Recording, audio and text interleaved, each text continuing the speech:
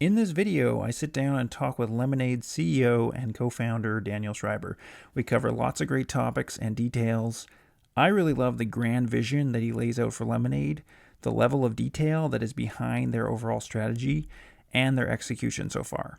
I encourage you to listen to all of it if you need to build or test your conviction in Lemonade, especially in a time like this where the stock is down so much. I am a holder of Lemonade, and while it still has risks, long term, I think it has huge potential. And if you're wondering why I'm wearing a paper bag, see the link above. Support the channel through my Patreon if you like. Make sure to subscribe for more of the bag, and hit the thumbs up while you're at it as well. Okay, enjoy. Today we have co-founder and co-CEO of LMND Insurance here with us today.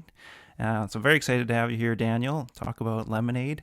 As an investor, I feel Lemonade has so much potential as a long-term investment, but also as a way to make the world a better place by making insurance simpler, fairer, more understandable, more efficient, and something that really could be even a social good actually from it. So really excited about the company's horizon and future. And I heard you say in an interview that one of the primary roles of a CEO is to be a storyteller that paints a vision of the future, at least a possible future, right?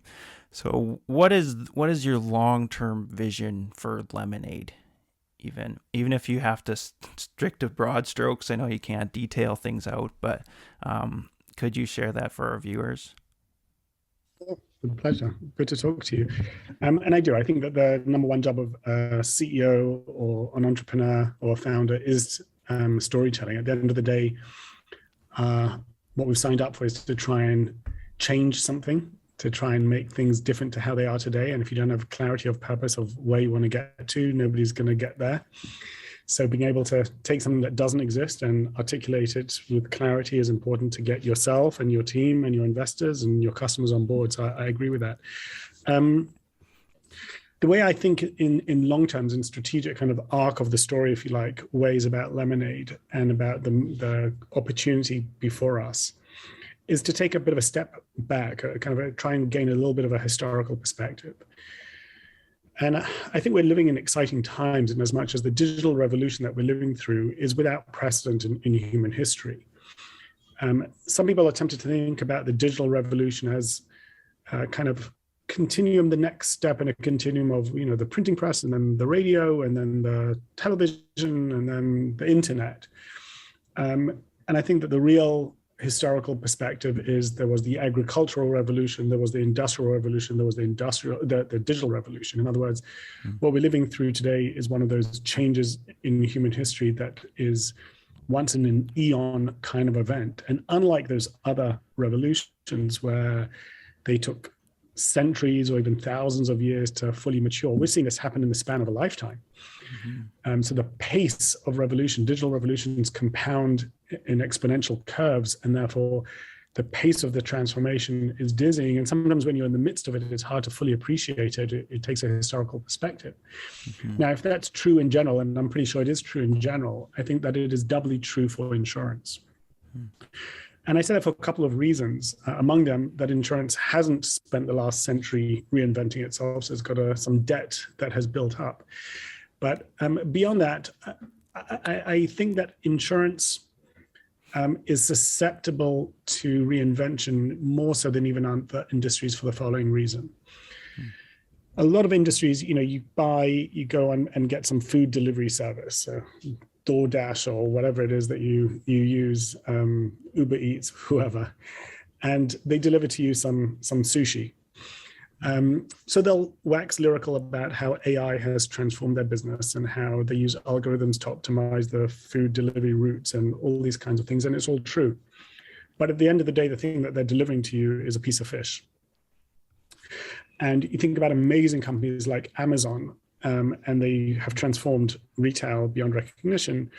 But the toaster that you end up getting delivered to your door now after you ordered it is the same set of atoms that you would get if you went to the main street and bought the toaster there. Everything around the product has been transformed, but the product is the same piece of fish. It's the same atoms. And even if you're not buying atoms, you go onto Spotify and you listen to Sergeant Pepper. So Spotify uses technology in transformative ways. I'm a big fan. But the bits that you're listening to are the same bits that were recorded in whatever it was, 1967 or what have you. So the product is a song, and those electrons are basically transferring the same bits of information that a record would have transferred to you 50 years ago. Mm-hmm. And insurance is one of the few industries, I can think of just about one other, but a few industries where the core product is susceptible to machine learning. In other words, insurance is about statistics. When you strip away the brokers and the policies and everything else, what you're left with is probability theory. Mm-hmm. You know, the equivalent of fish or of atoms of a toaster is probability theory. It's an algorithm. And therefore, as transformative as big data and AI can be in those industries where the core product doesn't change, but everything around it changes, I think in insurance, it can transform those things, the distribution models and everything else, but it can also transform the core product. And the way I think about it is, again, gaining a bit of a historical perspective, and then I'll use this to answer your question more directly.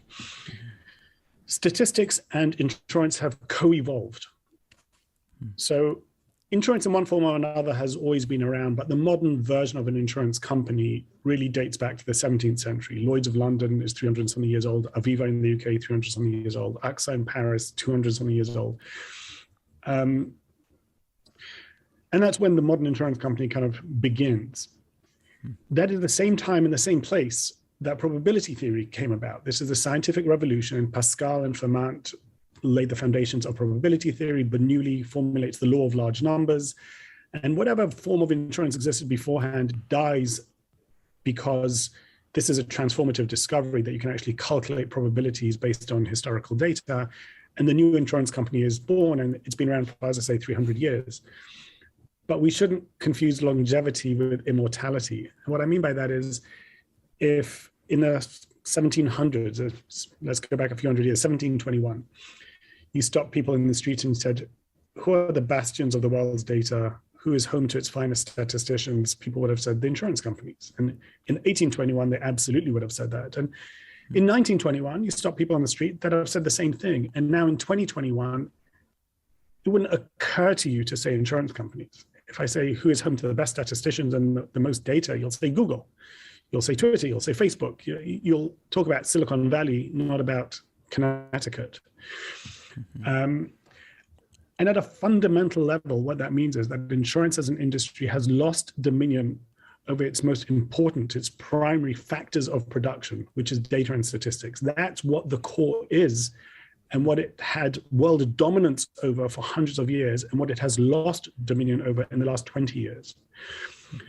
So when I zoom out, I say, okay, what that really means is that companies architected during the 1800s are not well suited for the 21st century. You wouldn't build it like that today. You wouldn't start with those kind of data or lack of data infrastructures today. You wouldn't do it intermediated through brokers today. And all of that means is that there is a tremendous opportunity, that the incumbents are perhaps wrong-footed or at least suboptimal for the world in which they find themselves. And sometimes people talk about companies like Lemonade as being a disruptor, and in a sense, perhaps we are. I don't love the moniker, but what I do think is that more than the name disruptor implies that we are causing disruption. I think it's the other way around. I think the world is being disruptive. These transformations are happening. They have happened. They are upon us. And what companies like ours are trying to do is to enter into that breach and say, okay, this is a new world, and you wouldn't build insurance like that today. Can we build it differently? How would you do it today? And then the advantages of doing that compound over time. And that brings me to my answer to your question, kind of where do we want to go with this? I think for the reasons that I've just tried to articulate, there is a once in several centuries opportunity to reinvent insurance.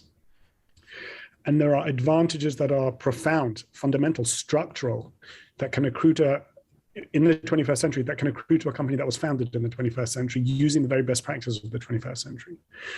And if insurance is able to create companies that do $100 billion a year and do it for hundreds of years, then that is the prize at the end of the rainbow. That is what we want. That is what we want Lemonade to become.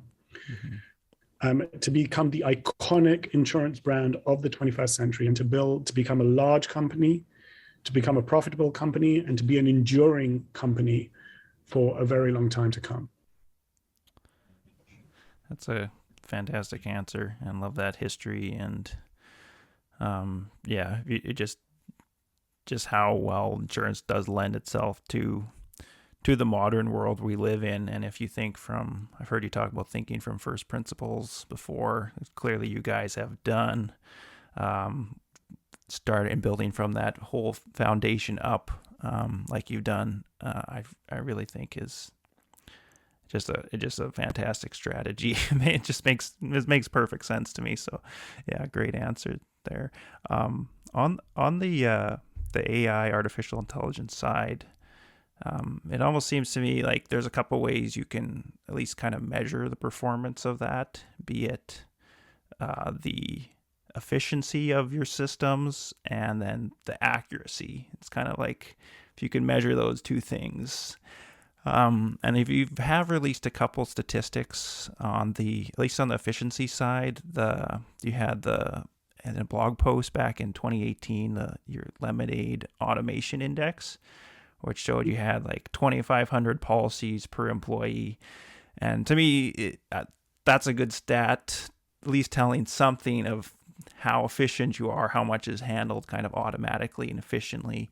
Is that a stat that one you're tracking over time, or do you know if that's going up or down as you're releasing more products? Or Absolutely, we do track it, and oftentimes, in most cases, in fact, when you buy a less expensive product, you're paying a penalty in terms of the quality. So you go on one of the relatively cheap airlines, don't expect any peanuts. Yeah. You may have a little less leg room, what have you. But you save a lot of dollars, and that's the trade, and you're comfortable making the trade. Mm-hmm. Technology has an unusual ability to lower costs while improving the product. So if you use an Uber, you may or may not be driven by the fact that it's cheaper than a yellow cab. But whether or not that's what got you in the first place, after a while you do it because it's just so much better to use than a yellow cab. You can see your drive, you can rate them, all these, it's just a superior product. Mm-hmm. And maybe you started buying on Amazon because it was cheaper than the main street, but after a while you just buy on Amazon because it's so much better than going to the main street to do your purchases, et cetera, et cetera. So technology has this amazing ability, unlike the peanuts in the airline, of giving you a better customer experience for a lower cost. And we see that a lot, I think, with what we're doing at Lemonade. We really see that power. So if you can buy insurance on Lemonade in 90 seconds, which is the average time, I think, for most of our policies, median time, average time, something like that. I read somewhere that it takes 3 minutes to buy a coffee at Starbucks on average. So you're talking about you could twice get your Lemonade coverage by the time it took you to get your one latte at Starbucks. So you've moved this from being a process that you had to drive down the road and speak to the broker and do all the paperwork to something that is painless. You've collapsed costs because of taking out the broker, but not at the expense of the user experience. You've improved the user experience. You get a higher net promoter score. You get higher levels of loyalty at a lower cost. And same when you're handling claims. So if we can pay a third of our claims without any human intervention within a matter of seconds, literally 2, 3, 4 seconds, you've collapsed costs. You've taken out huge amounts of bureaucracy from the network, but not at the cost of customer experience, but to the delight of customers. So I do think that automation done right and architecting business from the ground up to be able to do that delivers this double whammy of lowering costs while delivering a superior product. And we have seen that, you're quite right. And we do track those efficiencies, and we track them, as I say, not only as how they impact on our dollar spend, but also on how they impact on customer satisfaction levels. And both of them benefit from higher levels of automation. Mm-hmm. The same thing on your AI Jim, who handles the claims. I'm sure you track that as well. You're happy with where that's headed. I'm sure it's a little bit lumpy, new products as you're putting that into the mix and growing rapidly, but those are all metrics you're tracking too as well, obviously. Absolutely. And I'm never happy. I think that we're just in the early innings and there's so much more to go. But yes, so, we become inefficient as we launch a new product. We just launched Car, but we hire ahead of the curve. So then you load on the human element before the customers come because you never want to disappoint customers. So you have the lumpiness, as you say. But for example, in pet insurance, which we've been in just over a year, for our pet preventative claims, about 2/3 of our claims are paid instantaneously by the bot. So we are ensuring that as we go into new products, this is architected into the products from the get-go. Mm-hmm. How about I guess your ability to predict risk? I know I call it your nuance data. I don't know if you have a name for it, but all the which is kind of one of your secret sauces of how, what time a person's on the app, what Google search they used, and are you satisfied with where that's headed and how you, I guess, can risk profile somebody as a customer, So yeah, it's worth delaying on this a bit. I think our industry is beginning to understand the power of that. 2 or 3 years ago, I remember talking to my team and saying to them that if you at that time asked CEOs of traditional insurance companies about Lemonade, they would have known about us. They tracked us. They spoke about us, even though we were very small. And they would pay us the backhanded compliment of saying those guys have a nice app and they're good at PR. And there are still people who kind of towed that line, nice app and they're good at PR. And the implication was, but they don't get the plumbing of insurance. A bunch of geeks and techies, and yeah, they can tell a nice story. They can create a nice app. And what I remember saying to my team at the time is I said, I'm happy for them to have that view. It's disarming and they kind of don't see what's coming, and that's just fine. But what they don't realize is that that nice app is generating data sets that are entirely unavailable to them. And I said to them, mark my words, guys, in 5 years from now, we will be known not as the company that has the most delightful app and the best PR, but the company that has the finest underwriting and pricing of insurance. And already now, and I've been saying this for the last year or so, there isn't an insurance company in America that I would trade data sets with. That's an amazing thing to say because they've been around for 100, 150, 200 years. But there isn't a single player that I would change data sets with. I think we have moved in our short lifetime from being at a data disadvantage to being at a data advantage, and that advantage just compounds over time. And yes, competitors have more years of data, but I'm generalizing, but I think in general, it is a mile wide and an inch deep. It's just not deep, nuanced data. It's fairly crude data. And what we're collecting is much more predictive data sets.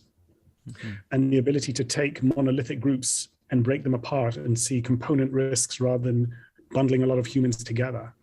And one of the places you're going to see this even more is now, as we've launched car insurance, is the contrast between our competitors who price based on proxies, credit score, gender, marital status, and companies like us and Metromile who are using actual real-time, many times a second data reads into how you're actually driving, where you're driving, stuff like that. It's night and day. I mean, you really can't compare the two. So I think the move from historical proxy pricing of taking big groups of people and saying, oh, you're a man, we're going to charge you like a man, to moving to you're a human being and I'm going to inspect what kind of risk you as a human represent. It's good for humanity. It produces much fairer outcomes, but it is a profound advantage for pricing and underwriting insurance. It's just a game changer, because if you're able to identify within a group that others consider to be monolithic, if you can identify the people who are actually subsidizing the worst risks in that same group, and you price them based on what they deserve to be priced, a fair rate, suddenly those people leave the incumbents and they come to you because they're going to get recognized for their more careful driving in the case of driving. You price them well, the incumbents can't. They are left then with a book of business that skews in the wrong direction. They're charging an average rate to a less than average group. They get negative selection, you get positive selection, and it may take a few years for that cycle to fully play out, but it has begun. And I think it will become more and more and more pronounced as the years go by. Can you help us understand dynamic pricing like you're describing in insurance? When I don't fully understand, how does that work? When are you able to dynamically price or not? Depending, I'm guessing it depends on the product and also regulations in a given jurisdiction. Is that right? Or Yeah, it is right. But I want to draw a distinction between dynamic pricing and precision pricing. They're not quite the same. So dynamic pricing means that I would charge you a different rate now and tomorrow, or now and 5 minutes from now. My ability to change prices in real time is what we usually mean by dynamic pricing. And in the US, it's basically impossible. In Europe, it is possible. And there's a regulation because regulators want to approve your pricing before you implement it, and they can't approve it multiple times a second kind of thing. So it's a multi-month process to get approved. Right. So it's not dynamic unless you're doing something. This isn't quite dynamic pricing in the technical sense of the word, but somebody like Metromile, who will charge you based on actually how many miles you drive. That's not dynamic pricing in that they'll charge you a predictable rate per mile driven, but your behavior changes and the rate changes to accommodate your behavior. That is allowed in the US. But the idea of actually changing rates is something that in the US is very difficult to do, and in Europe is very easy to do. So in Europe, you get to that. But what I was talking about isn't so much about dynamic as about precision pricing. So maybe it takes a while to get it implemented, but if I have the ability to discern a cautious driver from an incautious, uncareful driver, whatever it is, then it's not about dynamic. It's about me having a policy and a filing that knows to differentiate and to reward good drivers or low mileage drivers versus those that are not. And that is absolutely allowed in the US. That is absolutely allowed. So that is already happening. The reason you're not seeing a lot of it is because this is my interpretation. I've never heard anybody own this, but I don't think incumbents really want it. At the last Berkshire Hathaway earnings call, they own Geico, and they spoke about how Geico totally missed the bus on telematics, was the direct quote from there. And when I asked myself, why would a fabulous company like Geico, and they are a fabulous company, why would they miss the bus? And you ask yourself questions that have been addressed in books like The Innovator's Dilemma of why do great companies miss the next big wave? And it's been studied. There's a whole body of knowledge about why great companies miss disruptive innovations. And I think this is a case study of that. If you're Geico or Progressive or whomever, and you've got $40-50 billion of premiums that you priced using proxies because there was no other way to do it in 1936 when your company was founded. And now suddenly this new technology comes along. The rational thing to do may be to drag your feet on this one, to drive your legs on it, because what's it going to reveal? Nothing good. It's going to reveal that 2/3 of your customers that you priced as if they are the average actually drive less than average, and you need to lower your rates for them. And not by 2%, by about 20, 30, or 40%. That's a huge thing. Suddenly your 50 billion shrinks to 35 billion because you've given appropriate pricing to all of these people. Holy crap, nobody wants to do that. And then you discover that the other third, you've been undercharging them. They're actually the bad drivers who have been subsidized. You've just lost your subsidy, so you now have to raise rates for them, and they all run for the hills, and you lose another 5, 10, $15 billion of premium. So you might think twice before doing that. And if you're the CEO and you think there's 4 years till my retirement plan, do I want to crash and burn and then restart it, or do I want to make it safely to my retirement? You can understand why you might not be an early adopter of those technologies. And indeed, based on a Wall Street Journal article I read a few weeks ago, only about 4% of policies in America have any telematics. And frankly, that's a gross overstatement, because most of those policies, they turn on the telematics for 2 weeks, give you a price, and then turn it off. It's not a continuous monitoring, nothing like what we're doing. And even then, they underweight the signal that they pick up because it's cannibalizing their existing business.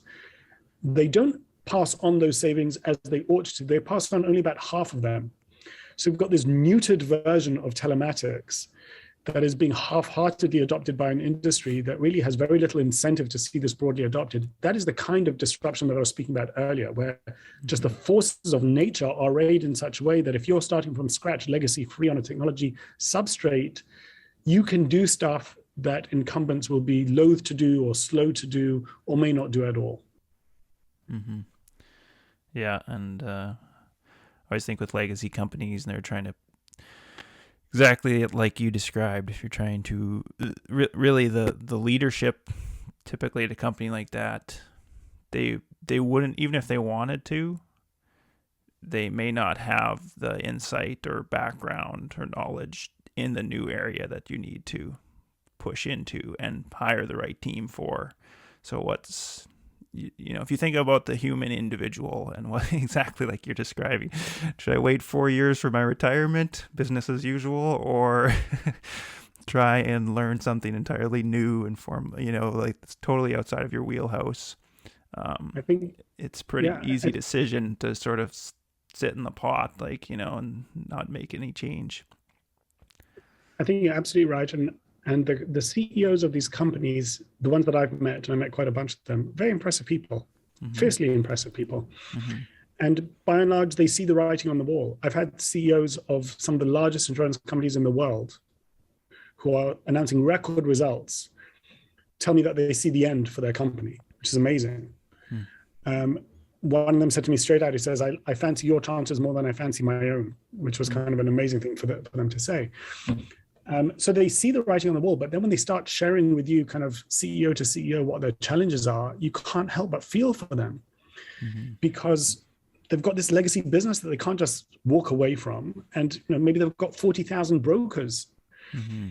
And when they signed up for the job, they thought that was a huge asset, but now it's looking a lot like a liability, and they don't know what to do with this distribution platform, and they can't just cannibalize that by introducing an app. And if they do it half-heartedly, and they apologize and they raise the prices so that it doesn't create channel conflict within their business. And then they're surrounded by a team who was handpicked for legacy preservation, not for business discontinuous innovation. Mm-hmm. And therefore, it's just not what they were primed for. They didn't grow up in technology. They're suspicious of it. It's really not and that's not what they were handpicked for.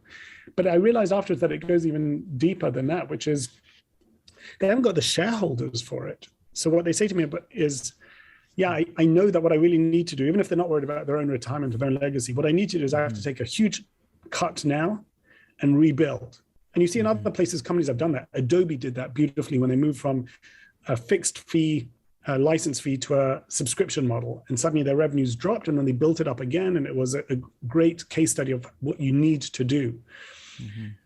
But Adobe has different kind of shareholders perhaps than what some of the large insurance companies do, because when I met these CEOs, they said, look, my board would never let me do it. I've got an investor base that is these big pension funds or what have you that look to me to give them a predictable 3, 4, 5% dividend year in, year out with no volatility. So me taking bold actions that is good for long term, but upsets their this year expected dividends is something I just won't get support for. So above them, the board, the shareholders, below them, their team, their distribution partners, they really are caged in a way that is easy to empathize with and hard to figure out how to work around. Mm-hmm. I want to ask you about Lemonade Car.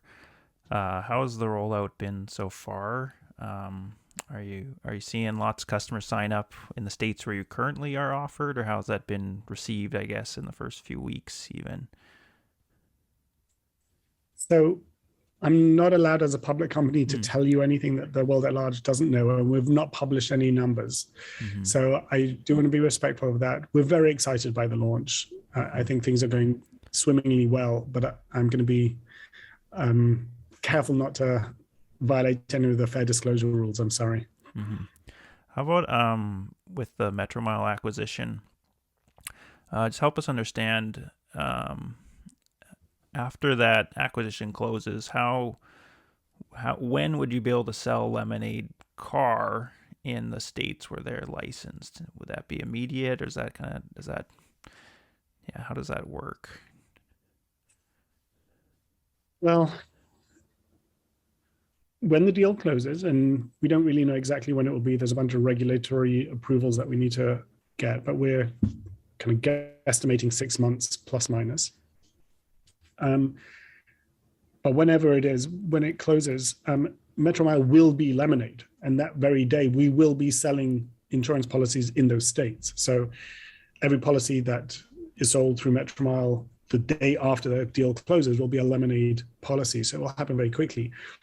It won't be exactly the same as the Lemonade car product today, and we will have a process of harmonizing those two products. But I have to say, at a fundamental level, they're pretty similar products. They are both based on continuous telematics and precision underwriting. So we'll take the best of both and move forward. But we expect to start getting earned premium from Metromile the day the deal closes. Mm-hmm. How about climate change? I don't know if I've ever heard you talk about climate change or share any thoughts, but does the threat of increasing environmental catastrophes from climate change, does that concern you as an insurer long term? Yeah, it does. It concerns me as an insurer, it concerns me as a father, as a human. Mm-hmm. I have various capacities in which I share everybody else's concerns. Mm-hmm. We just saw our governments in Glasgow trying really one of the biggest efforts at human coordination across the globe is happening around climate change, and I hope that it will yield the results that we absolutely need.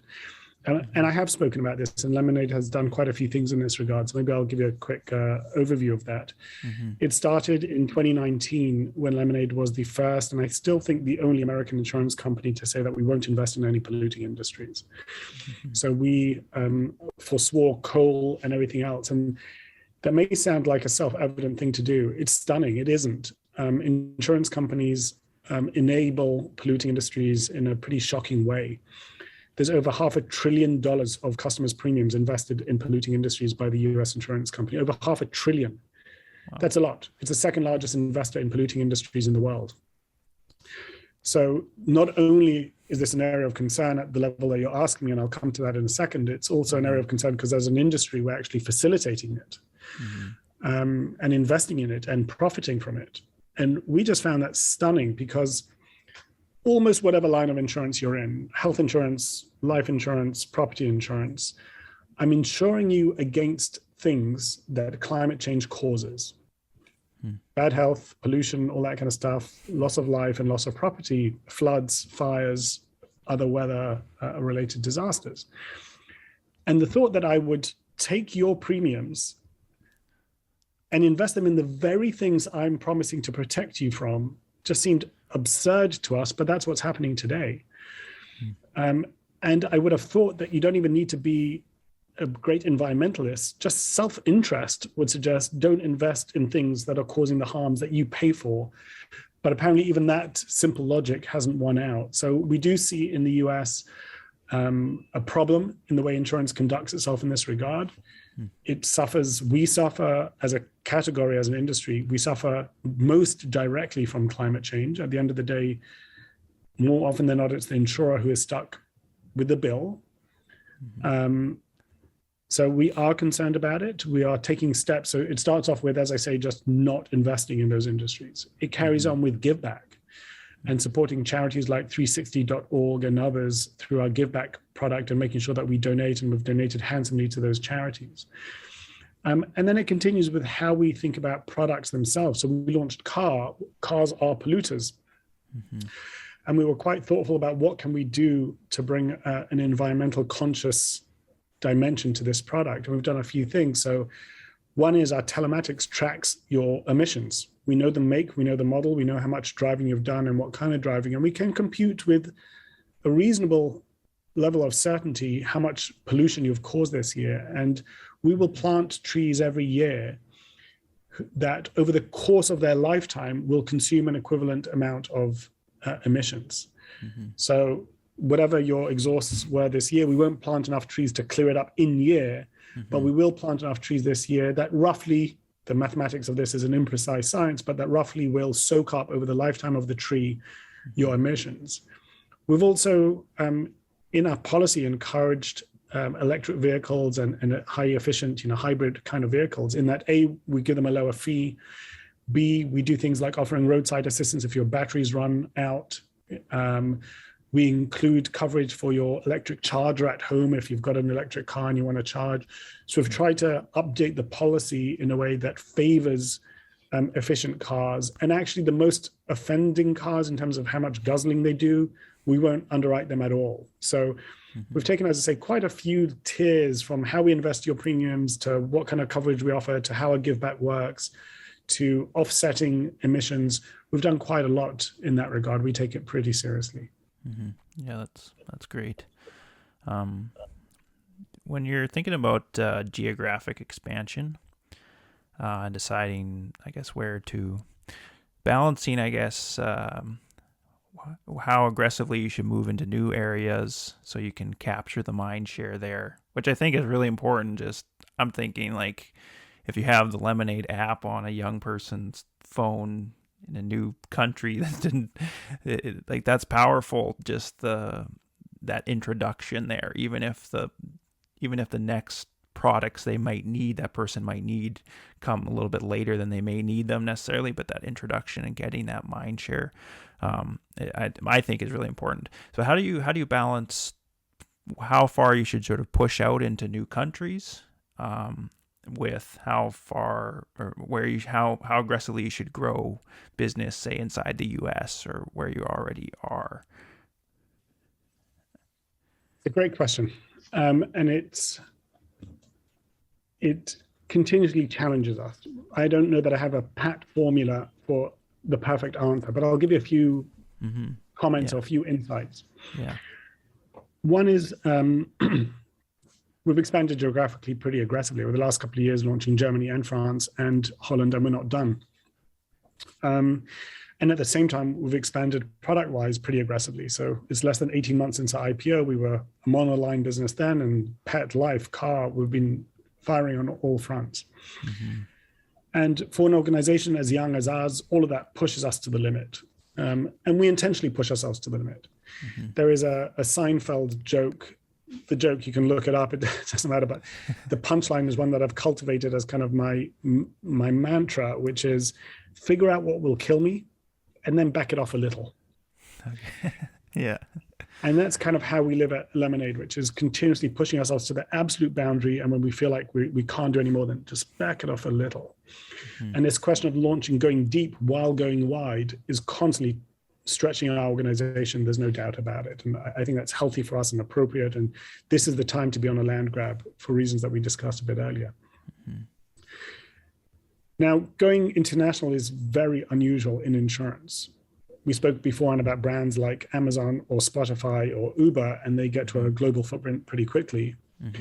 And insurance companies don't. They stop at the water's edge. So companies that are familiar in the US, Allstate and State Farm and Farmers and all the companies with farm and state in the name and Geico and all these guys, they all tend to stop at the water's edge. And then the famous European insurers, AXA and Allianz and Generali, they likewise don't go across to America. And I think you asked me before about efficiency metrics, and I think that's part of the reasoning. So we launched in Germany a couple of years ago. We have 0 employees in Germany. We launched in France. I think we might have 1 person in France. So the fact that we are digital allows us to expand to new countries without the associated costs that a traditional insurance company would have. This is not a bet the company move. This is a let's try it and see. And I also believe that the brands, that digital brands like the Ubers and Spotify's, et cetera, not only can they spread more globally because of the digital nature and the light capital requirements, but also because brands today are cosmopolitan in nature. So you look at a young person in Berlin or in Warsaw or in San Francisco or Toronto, they will have more in common with each other than they oftentimes will with their host environments. They will listen to music, the same music on the same apps, et cetera, et cetera. So we believe that being digital and targeting that kind of consumer gives us license to do things that the more traditional insurance companies that project trust by coming into town and building the tallest skyscraper, that is necessarily local. But if you're doing stuff that is digital in nature, you can do things that otherwise would be impossible.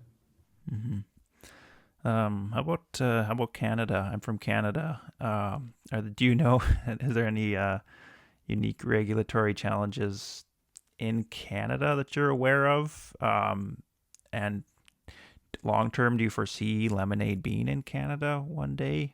Or we do. I think it'd be hard pressed to name a country and ask me that question and get a different answer. Long term, we see ourselves being as close to global as we can. But I think Canada will come sooner than a lot of other regions because it is very close to America in many senses, not only in the sense of it being geographically right next to it, but also in the sense of a lot of the systems are similar, etc. The languages, we cover French, we cover English. So for us, Canada would not be a big stretch. Your annual dollar retention is around 82%. Is there a long-term goal for that? And I'm not even sure, how does 82% compare with the industry as a whole? Is that good? Is that right in line?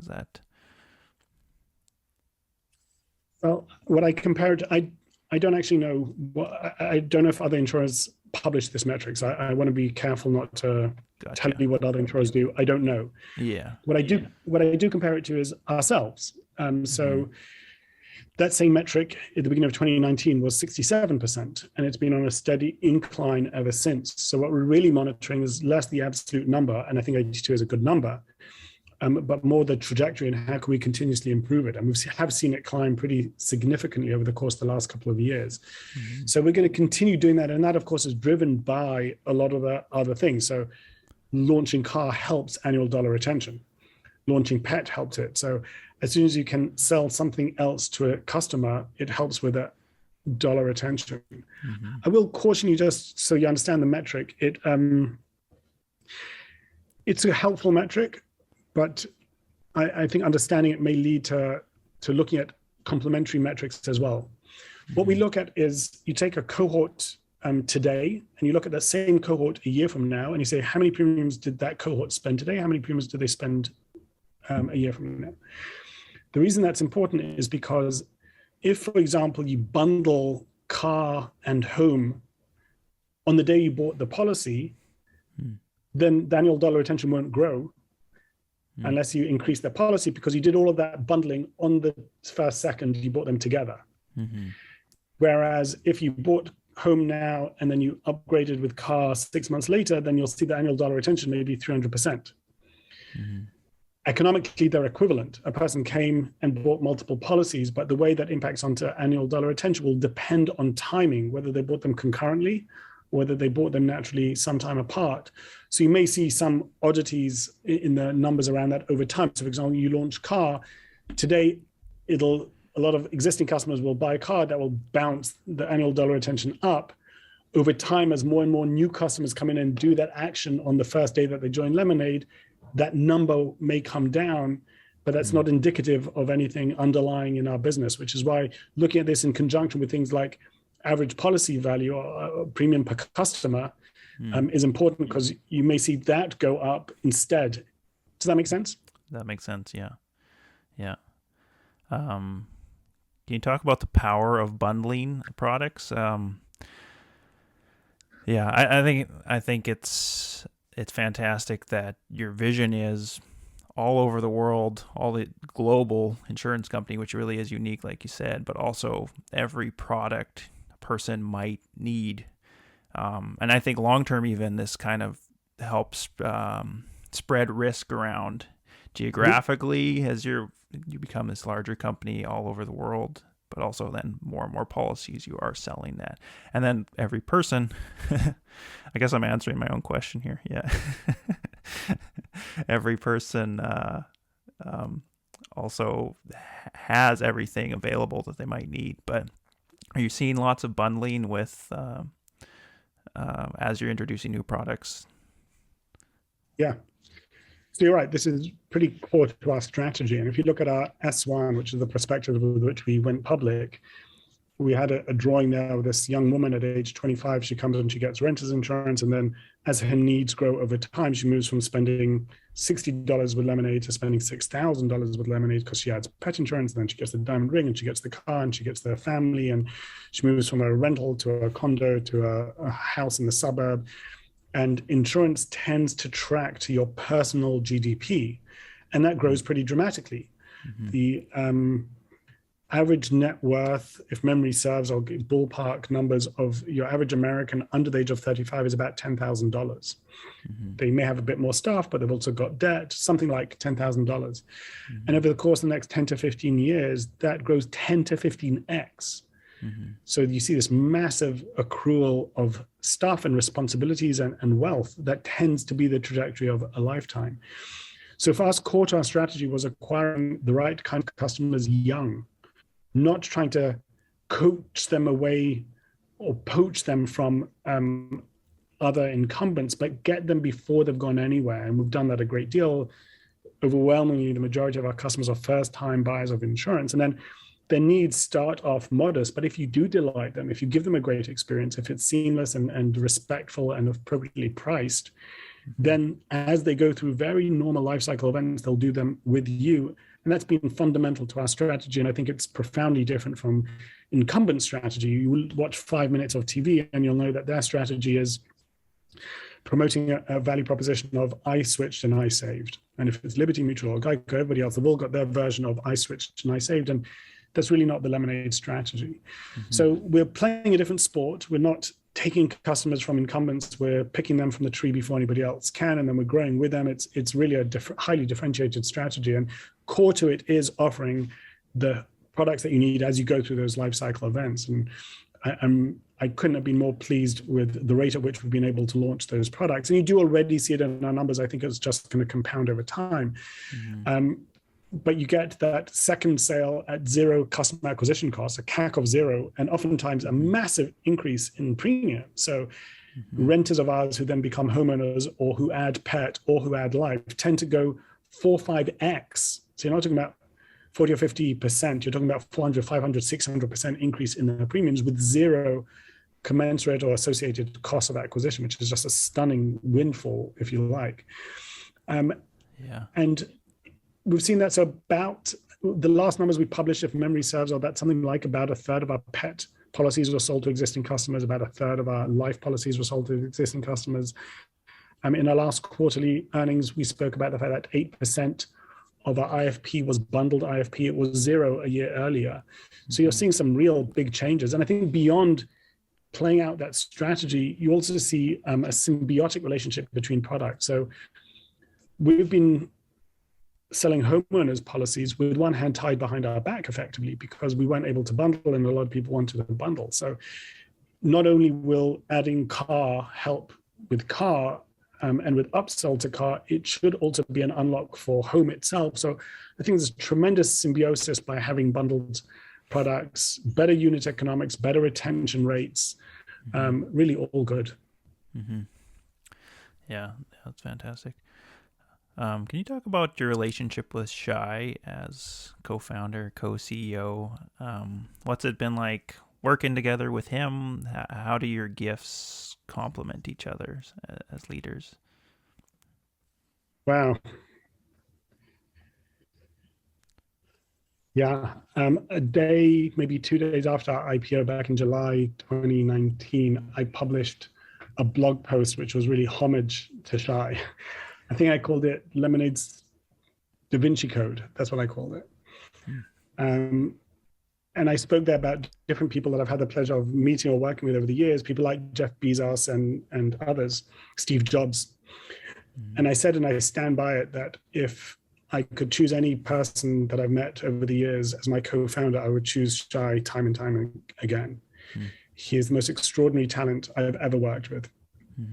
And I lay out there, and the reason I call it Da Vinci is because one of the things that's so special about Leonardo da Vinci and so rare is that he was able to truly combine art and science in a way that very few people do. From a young age, we tend to push humans into one of two brackets, but rarely do we really combine the two. So Leonardo was able to see a bird in flight, and he would think about the physics of heavier than air flight. He would think about the biology of muscles and all of that. And he would also think about the beauty and the aesthetics and be able to draw it or sculpt it. And therein lies his genius. And I think that that was Steve Jobs' genius as well, is his ability to talk about design and beauty and technology. But, you know, it's once in every few generations that somebody comes along who can really do that. I think Shai can really do that in a way that nobody I've seen has ever been able to do that. So I have tremendous awe and respect for him. I feel privileged to be able to work with him. I think so much of what we're doing right at Lemonade is thanks to him. And we have a very tight partnership. From day one, it's a partnership of mutual respect and admiration. And we work with surprisingly high levels of harmony and complementary skill sets. That's awesome. I heard you say, thinking about just hiring employees and what the sort of right fit is for your company. I heard you say somewhere in an interview, listened to a few interviews of you, that you might, or at least in the early days, you looked at maybe 100 resumes before you'd select sort of one person. Are there certain things you're looking for in an employee to fit in well with Lemonade? Is there a specific question you ask people in an interview or something that you'd want to share? Is there anything like that?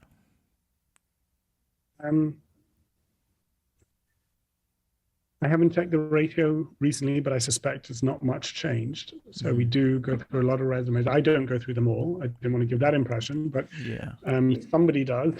Yeah. And building the right kind of culture with the right kind of people is so very, very important. It's really what ultimately success or failure hinges on. So we do try to be quite deliberate in our hiring. I don't have any great questions. I mean, there's a few that I tend to go to. I'll share with you one since you asked, but I'm not particularly giving this as advice. I tend to say to people, I'm giving away my secrets now. People are going to come prepared to my interviews, but I tend to say to people, look, you're wonderful, and I'm sure it's going to be great. And a year from now, we'll just be thrilled that you joined us. But I'll sit down with you and we'll do our review. And in addition to telling you how spectacularly good you are, I'll try and give you some areas of constructive feedback and things that I want you to do better. Save me a year. Tell me now what I'm going to tell you a year from now. What are those things that I'm going to single out despite being thrilled with you as areas of improvement? That's a good question. The other thing I tend to do in interviews is whatever question I ask, I oftentimes am struck by the not simply what people answer, but the way or the length at which they answer. And I oftentimes find that if I don't stop somebody, they just keep going. And sometimes I'll sit there and let it go. And I've had 10, 15 minutes, 20 minutes, people just keep going and rabbiting on. And I do look beyond any specific question. I do look for people's ability to be self-aware, self-disciplined, succinct, focused. And whatever the content of the answer, if they don't bring those, if they don't demonstrate those kinds of abilities to be focused and self-aware, that always raises some flags for me as well. We'll do just one more question here to respect your time, but really, really important question is, what do you think about the paper bag? A lot of people have a lot of opinions saying I should take the bag off, or I should leave it on forever. Which side is Daniel Schreiber on? I've obviously thought about this a great deal. I've thought on it. I've prayed on it. And ultimately, you're going to have to live with it. So it's your decision to make. But I would leave it on. I think it's your signature. I think it's your thing. Right on. Okay, well, thank you so much. I'll let you go so you can keep running a $3 billion company, and I'll just try not to walk into any walls with the bag on my head. But thank you so much for being here and taking the time, Daniel. Really, definitely your attention to the retail investor community is really noticed and really appreciated by all of us investors. So, and I think we're very early in the Lemonade story, so maybe we'll have you on again sometime in the future here. But cool. And let me just say to you and to other retail investors, one of the reasons I'm so happy to come on and chat with you is in our founders letter, which we put in our prospectus, and it's on the homepage of our investor website for those who haven't seen it. We talk about what kind of shareholders we're seeking and what kind of shareholders probably doesn't make sense for Lemonade. We talk about investors that are long-term in their thinking and strategic and are willing to take risks but not be reckless, and who understand the long play here. That those are the kind of investors who I think will be rewarded by Lemonade, but also will be on the same wavelength as us, and therefore will find it much easier. Whereas those who are more speculative in nature, are looking for near-term results or live quarter to quarter to the extreme, we understand that, respect that, but we're probably going to disappoint them at some point, because that's not how we run our business. Mm-hmm. So just a shout out to you and to so many other retail investors who really fit that bill, who do the hard work, who try to understand, who try to think deeply, and who are long-term and strategic in their orientation. Huge kudos and appreciation to you, and thank you so much for being our shareholders. Okay. Well, yeah. Thanks for coming on once again. Bye for now. Okay, awesome. Thanks for watching. I hope you enjoyed that interview with Daniel. Make sure to subscribe for more Lemonade content as we search for multi-bagger investments through an unassuming lens. And remember, it's in the bag.